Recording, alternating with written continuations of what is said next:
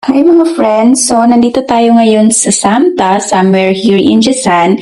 Ito-try natin kumain ngayon sa Raidan. So, sila pala yung makakasama natin for today's video. So, pagpasok mo sa first floor, ito na yung makikita mo. The ambience. May buffet tea pa sila dyan sa side. So, since we're here in Saudi Arabia, hindi uso dito yung mga rice sa mga restaurant. So, mga friends, unlike sa ibang restaurant na table at saka chair, dito ay sa sahig ka uupo. Meron din silang washing area. Tingnan nyo naman ang linis, di ba? So, ganito yung itsura ng isang cubicle. At ito yung makikita ninyo sa labas. So, ayan, video-video muna while waiting sa ating order.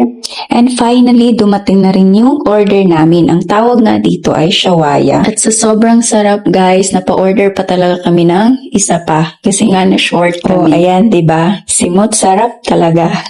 So, ayan, that's all for today's video. Sa ulitin. Bye!